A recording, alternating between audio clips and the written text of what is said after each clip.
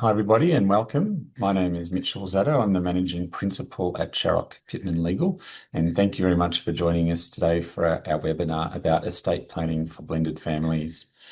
Before we get started, and I'll introduce Binay and Fiona shortly, we would like to acknowledge the Wurundjeri people of the Kulin Nation as the traditional owners of the land on which our office is located, and we pay our respects to their elders past, present and emerging, and extend this respect to all for First Nations communities throughout Victoria and wherever you may be logging in from.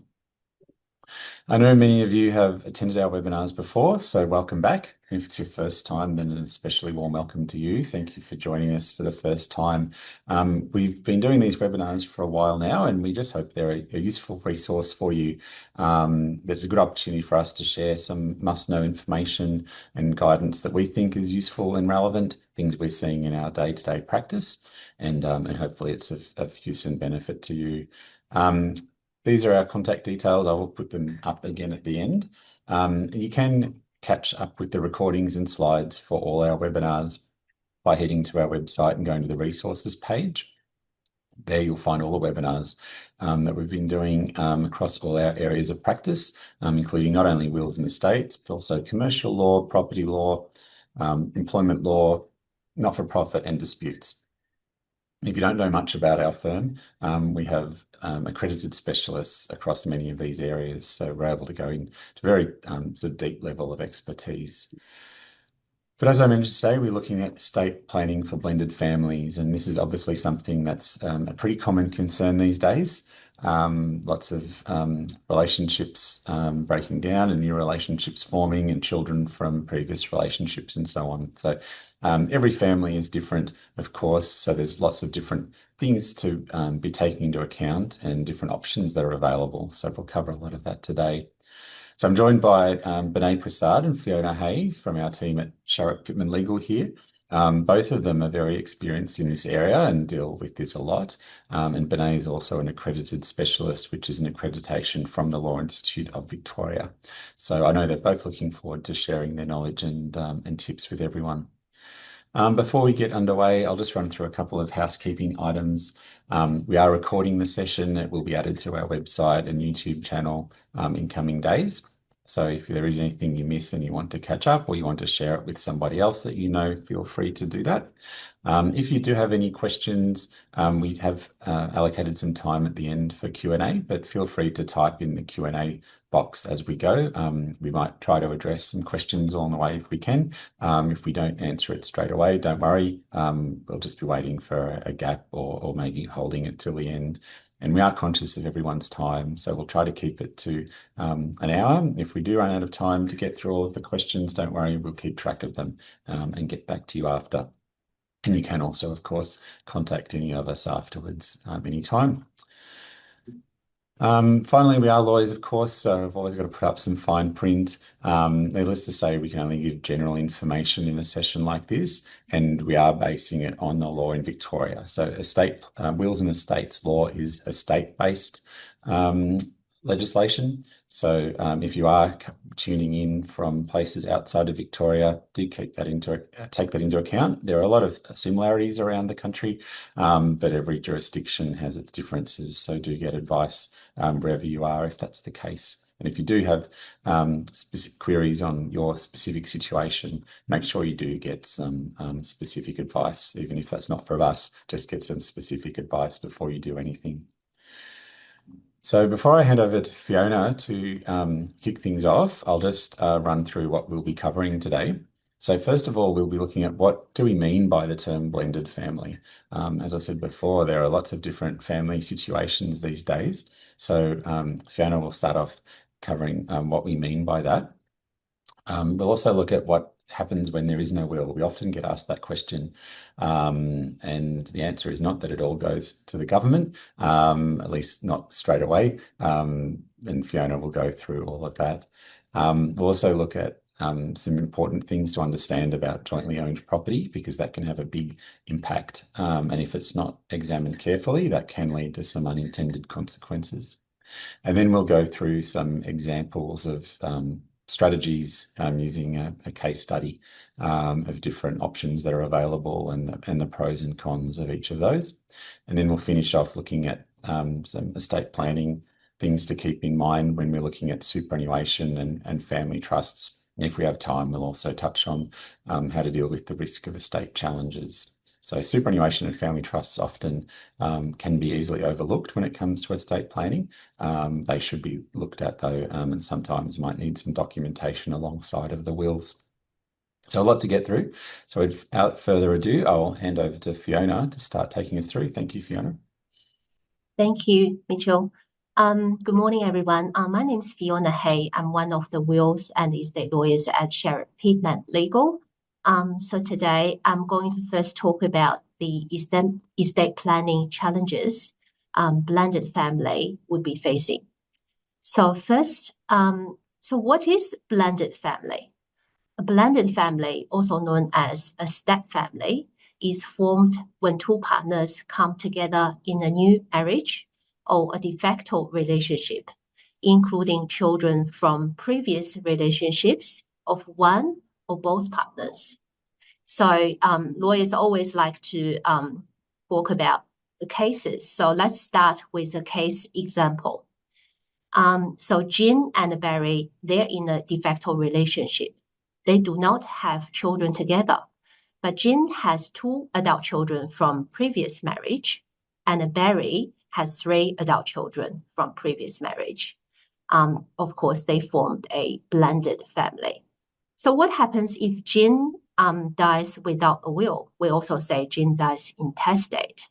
Her estate is distributed by a statutory formula, not by her wishes.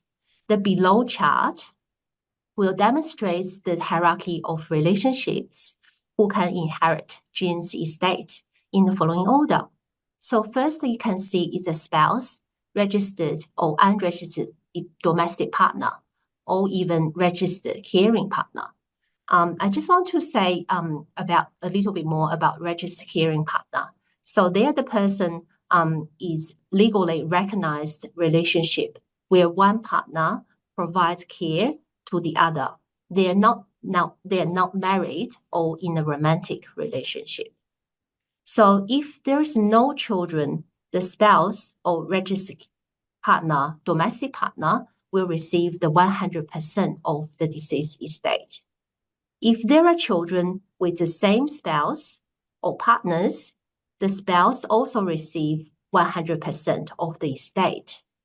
If the deceased has children from another relationship, the spouse receives the deceased's personal defects, the statutory legacies of 573,640 as of July 1st, 2025, and the half of the remaining estate. The children receives the other half of the remaining estate. Then we go to the next group. If there's no spouse or domestic partner, the children share the estate equally. Then if there's no surviving spouse or children, the parents of the deceased inherit the estate. If there are no surviving spouse, children, or parents, the sibling of the deceased will inherit the estate. Then if there's above relatives are all deceased, the estate will pass to the grandparents, then to the aunts and uncles, and then go to the cousins. If there are no surviving next of kin, the estate then will be finally be transferred to the government or to the state. In Jean and Barry's case, Jean and Barry have been in a de facto relationship for last 10 years.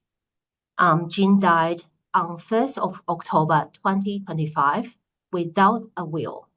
So Jean had the following assets, including a term deposit account with a bank with a balance of 100,000, a superannuation account with a balance of 400,000, but Jean did not do binding death nomination.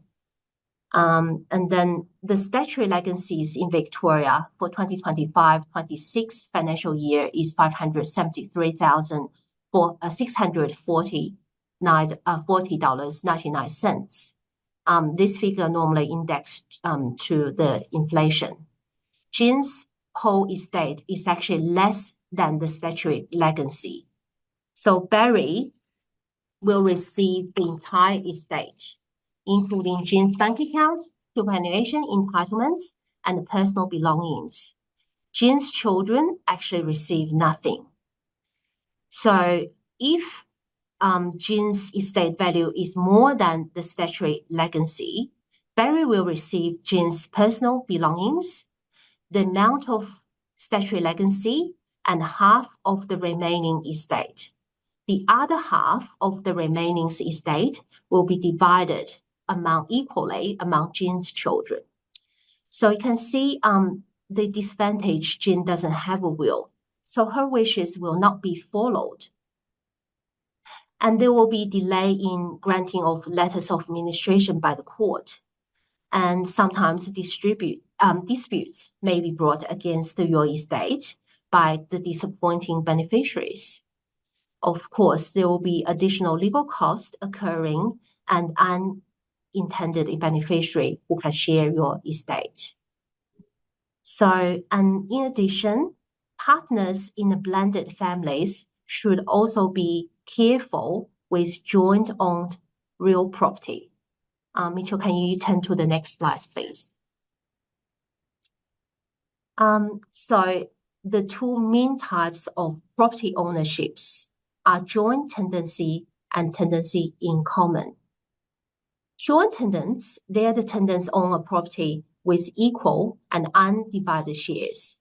So if one tenant dies, their shares automatically passes to the surviving tenants by right of survivorship.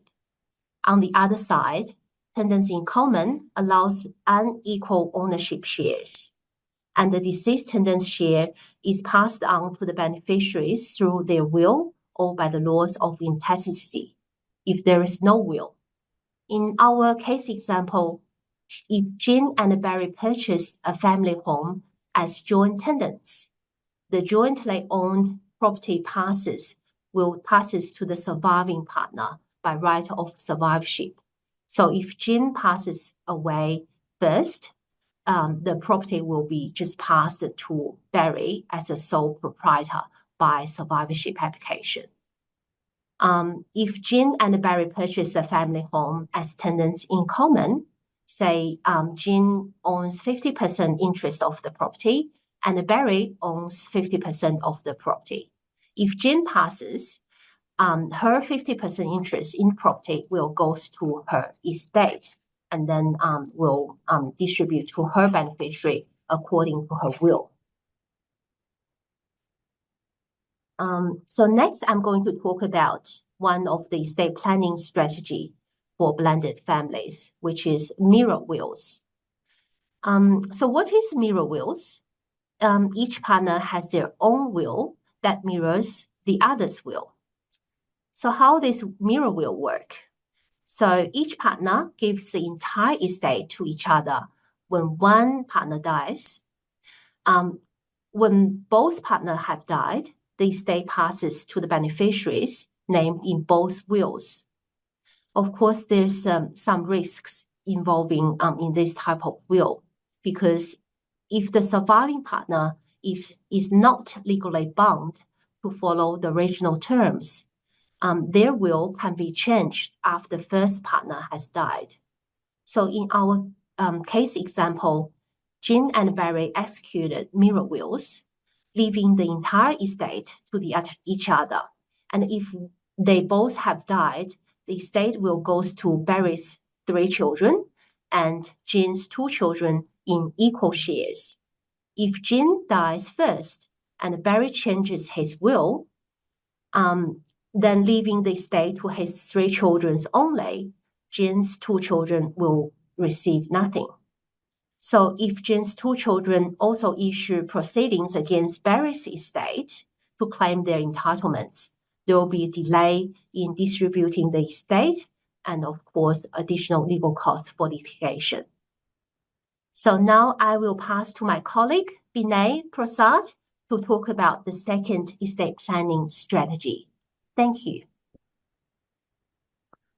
All right, thanks for that, Fiona. Thanks for covering those topics. So I'm just now going to be moving into perhaps some more complex estate planning strategies for blended families, but the benefits of these strategies, they also provide some additional protections, which I'll explain in this webinar. So strategy which used to be very common, perhaps not so common anymore, is what are called mutual wills. So in mutual wills, the couple will make mirror wills, as Fiona outlined in her in the previous slides. But they also enter into a separate written contract, where they promise that on when one of them dies first, the survivor can't change their will. So in the next slide, we've got a bit of an example, and we'll stick with Jane and Barry. So as Fiona outlined, they're in a de facto relationship, no children together. Jane has 2 adult children from her first marriage, and Barry has 3 adult children from his previous marriage. The assets are the family home, which is jointly owned, term deposit in Jane's name of 100,000, and Jane has 400,000 in super, and Barry has 600,000 in super. So if they wanted to do mutual wills, this is in brief how it would work. So they each make wills. So which state that on the first to die, the surviving partner gets everything, and then after they've both died, 50% will go to Jane's children and 50% equally to Barry's children, which is quite a common setup. But to provide some additional protections, they also enter into a separate written contract, which is separate to the will, but it's usually referred to in the will, just so everyone knows that this is what they've done, which states that on the first to die, they promise that on the first to die, survivor will not change their will. And also another term that can be included is the survivor will not gift or give away their assets before they die, because that's another risk, that survivor could inherit anything and then just decide to give half of it to their kids to reduce the amount available for the beneficiaries when they die. So it's usually good to include a promise that that won't happen as well. So if Jane dies first, Barry would inherit all the assets, but Barry's bound by that contract and he's not able to change his will to disinherit Jane's children. But there are some, let's first start with the benefits. Well, as I mentioned, it will ensure that Barry will not change his will to disinherit Jane's children. But there are also some, I wouldn't say risks, but it's just some things to consider. Some disadvantages might be the better way to frame it. Mutual wills can be a bit inflexible. It's kind of everything's kind of set in stone and doesn't take into account that people's circumstances might change. So, for instance, what would happen if Jane dies, Barry inherits everything, and then he enters into a new relationship? That will really kind of throw a spanner in the works, because, the new partner, he might think it's right to give his new partner some of his estate, but then he's bound by this contract that he had with Jane not to change his will. Also, if he would have he enters into a new relationship and they separate, that partner could try and claim some of the assets. So there are some risks there. And then also another disadvantage is, perhaps Jane dies and then Barry receives a big an inheritance from his parents, which swells the size of the assets. But then his will still says that half of that has to go to Jane's children, and he can't change it. So that's another perhaps disadvantage. But so it's probably perhaps why mutual wills have become perhaps less popular in recent decades. But still, these risks that I've outlined, they can be mitigated with very good and careful drafting to kind of plan for all future circumstances. And mutual wills, they do tend to be a bit more a kind of a cost-effective way to put some protections in place. But there are some additional strategies as well, which I'll discuss in the next slide. So this strategy is usually the more common strategy. It's definitely becoming more common, which is to basically restructure the ownerships of the assets. So as I mentioned previously, which is usually the most common, that a couple will own their family home as jointly. And so as Fiona mentioned, if one of them dies, the property will automatically go to the surviving spouse and it will become their asset. But what they can do, as Fiona outlined, is they can actually change the the ownership of their home. Instead of joint tenants, it'll be 50-50 tenants in common, so they'll each own a 50% share. And there's no stamp duty or capital gains tax implications of changing that changing to that type of ownership. It's quite common and relatively straightforward to do. So Jane and Barry have changed the ownership to 50-50 tenants in common, and then Jane's will says she appoints Barry as executor jointly with her eldest child. Apologies for that. So where was I? So and it's important that you do appoint another executor, which I'll explain in a minute. So if Jane dies first, what her will say is that the term deposit, she decides, Barry's going to need a bit of funds, so she gives the term deposit to Barry outright. Her superannuation, she decides to give part of that to Barry just to ensure that he's got enough funds to live on. And then part she gives, even if Barry's still alive, part of her super just goes directly to her children, just to, make sure they get a bit to help them as well. And she will need to make a binding nomination for her super fund, which is separate to her will, which I'll explain in some later slides. But more importantly, the family home, this is where I was talking about restructuring ownership. So because they now own the property as 50-50 tenants in common, Jane can control what will happen with her share on her death. It doesn't automatically go to Barry. So what she says in her will is that she gives Barry a right to reside in the property for the rest of his life. So when she dies, her children can't just try and sell the property from under Barry's feet. He's got a right to live there for the rest of his life, but on the condition that Barry continues to pay all the outgoings, like the utilities and rates and insurance and things like that, and to make sure the property is well maintained and kept in good repair. And then the executors, being Barry and the eldest child, they can also decide that, okay, Barry perhaps doesn't need such a big house anymore. Let's sell the property if Barry agrees and purchase a substitute property for him. But then in that new property, Jane's estate will still own 50%, so that 50% is still preserved. And if we just go on to the next slide, so then what would happen is then after Barry has died, then the right to reside obviously will come to an end. And so Jane's 50% of that family home or any substituted property would just go, all of that would just go to her children. And you'd assume that Barry's will would say that his 50% of the share of the property would just go to his children. So perhaps a bit more complicated, but does provide some very good protections and just make sure that the two sets of children inherit what their parents intended. As I mentioned, it's important that a additional executor is appointed, just because when Barry dies, you've got to make sure that he's not the only executor. There's another, preferably younger executor who can then take steps to sell the property and distribute the proceeds between the two sets of children. So the benefits of this restructuring ownership strategy is it provides more flexibility. So Barry's free to change his will or purchase alternate accommodation to suit his circumstances, provided Jane's 50% is preserved for her children. If Barry repartners, then Jane's 50%, because it's in her estate, it's not owned by Barry, that's protected. If Barry and his new partner later separate, his new partner can't try and claim any of Jane's 50%.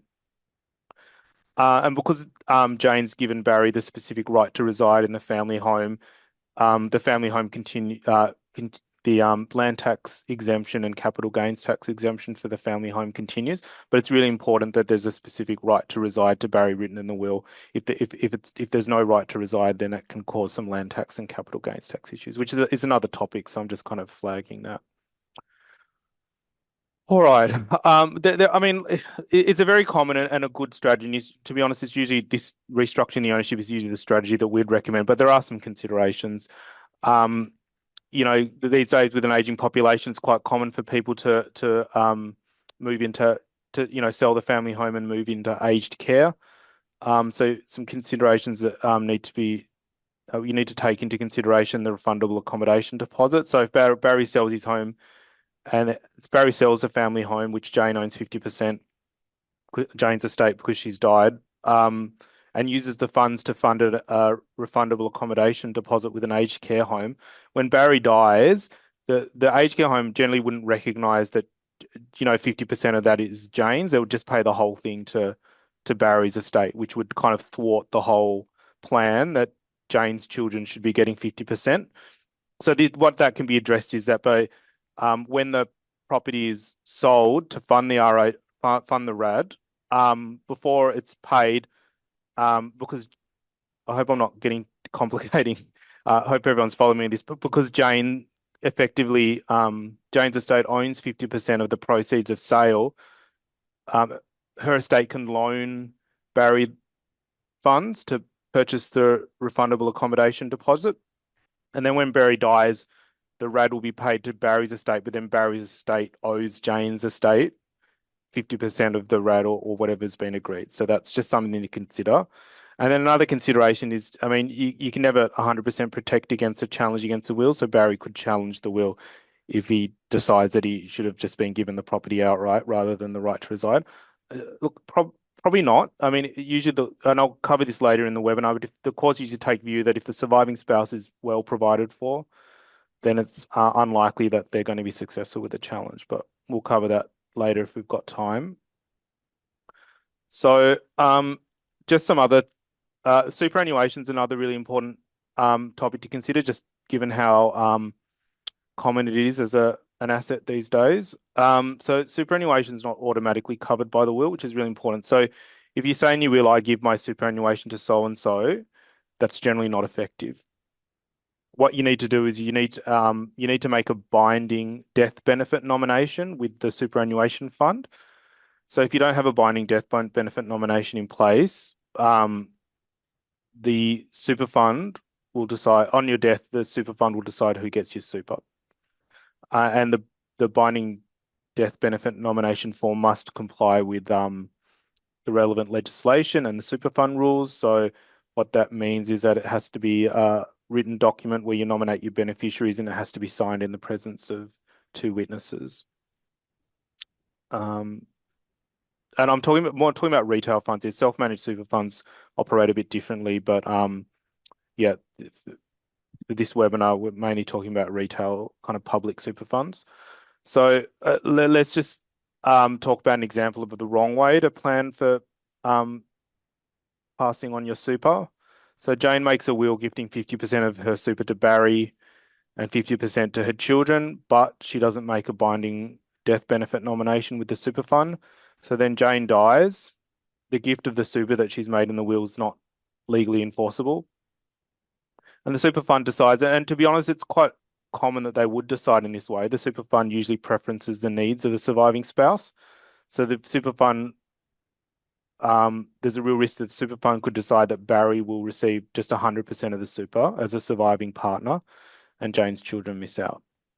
So if Jane had actually made a binding nomination with her super fund to give 50% to Barry and 50% to the children, then the super fund would have to follow that, and it wouldn't be able to be challenged, and there'd be no discretion.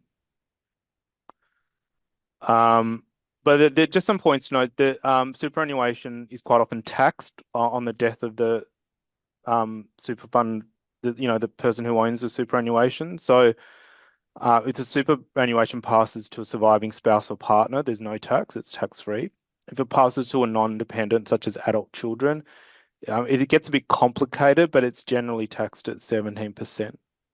So it's just important to keep that in mind when deciding, how much you're going to give to your partner or spouse and how much you want to give straight to the children, that it can be taxed if it goes to the children. But there are strategies to minimize the tax, which is another topic, but just make sure you consider that when planning for your superannuation.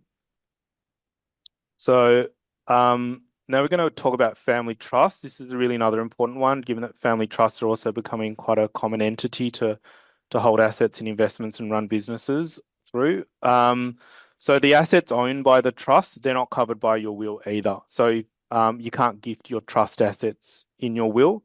So on the death of, so say Jane has a family trust and she's the trustee. On her death, whoever becomes the new trustee of the trust, they will control the trust assets and decide who benefits from those trust assets. So you need to complete some additional documents to appoint a successor trustee, which we'll get into in the next slides. So just sticking with the example, again, this is the wrong way to do it. So Jane also has, just stick with this scenario with Jane and Barry, and we've already outlined what their assets are. But in addition to that, Jane also has a family trust with assets, let's say a share portfolio worth $2 million. So Jane does a will, homemade kind of post office will. She appoints Barry as the executor.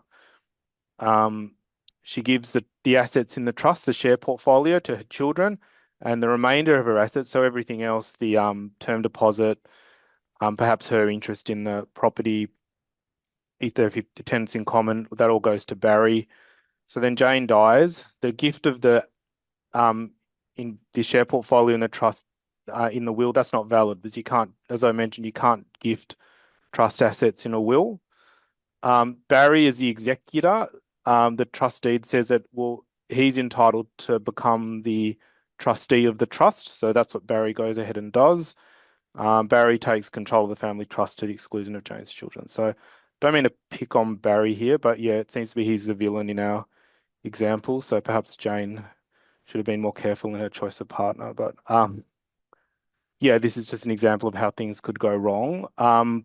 So what Jane should have done is Jane executes a separate to her will, she executes a separate deed of appointment where she appoints her children as the appointers of the trust after her death. So, I mean, I don't want to get too bogged down with details about family trust, but a family trust will usually have what's called an appointor. So that's the person who really controls the trust because they have the power to appoint and remove the trustee. So yeah, what Jane does is she makes a deed of appointment, appointing her children as the appointers on her death. So then Jane dies.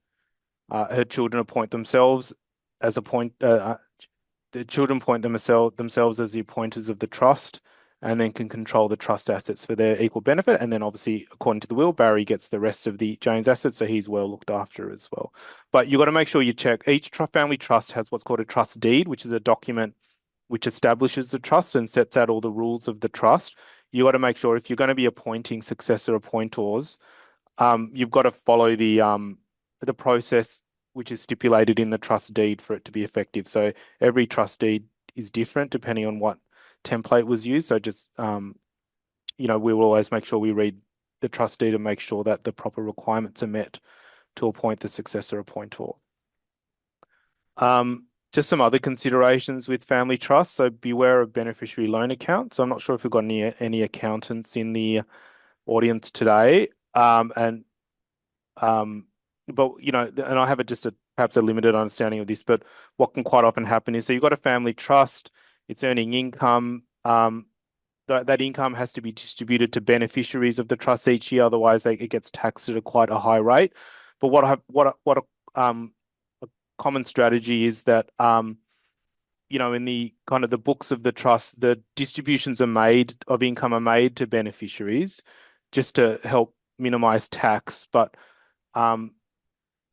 the income isn't actually distributed to those beneficiaries, it's retained within the trust. And so what happens is the trust actually owes those beneficiaries an amount. So there's an outstanding loan owed to those beneficiaries. So you just got to be aware of this because that's all fine while everyone's still alive, but it can create some problems when a beneficiary dies.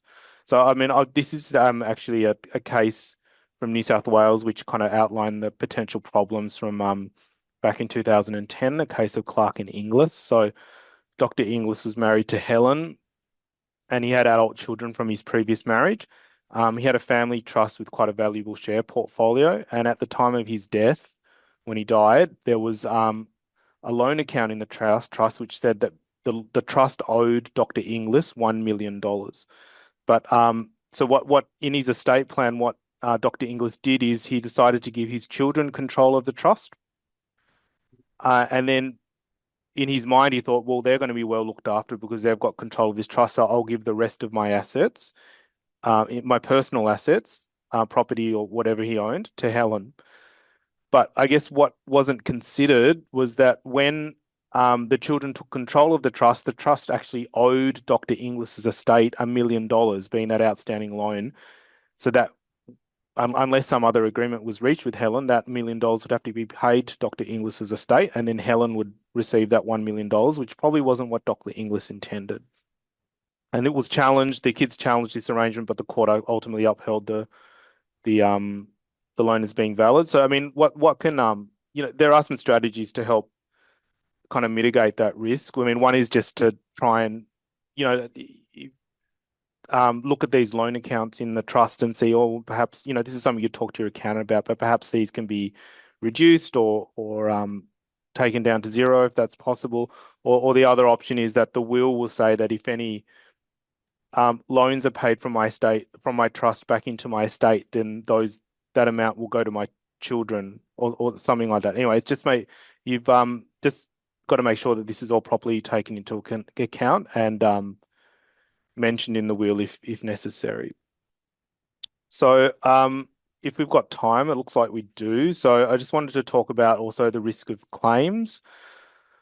So a surviving partner or a adult child can always challenge a will if they're not happy with the provision that's been made for them. They're not always going to be successful with a challenge. There's a common misconception out there that it's very easy to challenge a will. That's actually not the case, especially in recent decades. The courts have become less and less reluctant to just kind of hand out free money to claimants. So a number of factors will be considered by the court, including things such as the claimant's relationship with the deceased, what their financial position is, are they in actual need of further provision from the estate? But if you're looking at a challenge by a spouse or de facto partner, the general kind of rule is that courts will generally preference the financial needs of the surviving spouse over adult children. So look, I mean, this isn't set in stone, but generally the view the courts will take is that the surviving spouse should be left with secure accommodation at the very least. And only if the state allows, if there's more assets in the estate besides the principal place of residence, then the courts will generally allow the spouse or partner what's called a nest egg for their retirement, like a lump sum payment. So I'll just move on to discussing a recent case, again from New South Wales, but similar laws kind of apply in Victoria. So this is a case of Lee and Lee. So the deceased died. His estate was worth $982,000, and his will left it all to his wife of 50 years. And he did actually have a daughter from his first marriage who actually got nothing. So the daughter contested the will. The wife, in addition to the $982,000 she was getting from the deceased estate, she already had $1.5 million of just assets in her personal name. Meanwhile, the daughter was 55 in poor health and had uncertain employment prospects. So the court decided, okay, look, it's a big estate. Well, it's a relatively big estate. The wife's already got significant assets. She's well provided for, so we're actually going to award 500. So the 982,000 that was in the estate, the court awarded 510,000 of that to the daughter. So just something to always keep in the back of your mind, that if you've got a blended family and you're trying to balance the needs of your partner and your adult children, there's always a risk of a claim, but a solicitor can give you some proper advice about steps you can take to mitigate that risk, which is really a topic for another webinar. But yeah, just always keep that in mind. All right, well, I think that brings us to the end of the webinar. So I'll just pass it over to you, Mitchell. Yeah, thanks, Binay, and thanks, Fiona. We do have time for some questions. Feel free to put those into the question and answer function if you'd like to. I just want to emphasize a couple of things. Binay mentioned the importance of looking at the family trust deed when looking at the most appropriate and correct way under that deed to change appointors and appoint successor appointors being the ultimate controllers of the trust. But it's also important to look at the deed in terms of what happens if the person doesn't take any steps to appoint a successor appointor. Sometimes we run into that too, don't we? Where there might be some default provisions in the trust deed. It might say if the appointor dies and they haven't appointed a successor, their legal personal representative, their executor, will be the next appointor, and that might not be the person that would have been intended. They might be planning for their children to take over the control of the trust, but they don't appoint them as new appointors. They've appointed Barry, in this case, has appointed Jane as his executor. She would, by default, become the new appointor and take control of the trust. So it's really important to look at some of those default settings, if I could put it that way, in documents like that. But that's what we're here for. And as Binay said, every trust deed is different. There's a lot of similarities, but a lot of differences too, especially with the older trust deeds. All right. Well, no questions have come through, so we'll wrap it up for today. Thanks, everybody. We do have a lot of guides you can download in this area of wills and estates, as well as articles that we frequently are publishing on things that we're seeing and changes in the law and recent cases, including some along the lines of some of the ones that Binay has shared today. So if you do want to get a bit more information, just go to our resources page and you can search the library there. And you can also follow us on social media, and you'll be alerted and see whenever we've posted something new, as well as in other areas of the practice too. I'll just let you know about our first webinar for the new year in 2026, which will be in February, from our property team, looking at things that can happen and arise in relation to disputes relating to property. So pencil that in, and we will share some more information about that after the Christmas break. And another quick plug, if you'll allow me, for David Sharrock's book, Fighting for Enterprise Success Through the Eye of the Tiger. If you're involved in a business or some other organisation, I encourage you to take a look at that. It's available as a hard copy book or also as an ebook, with lots of tips and guidance and examples and templates, including from our own business, about adopting a systems-based philosophy in your enterprise to drive success, and covers lots of things like leadership and strategic planning and so forth. So I'll point that one out to you as well. But that does bring us to the end. So without further ado, we'll wrap things up. And as it is our last webinar for the year, we hope you all have a very happy Christmas and safe Christmas holiday period. And we'll see you all in the new year. Enjoy the rest of your day. Thank you. Thank you.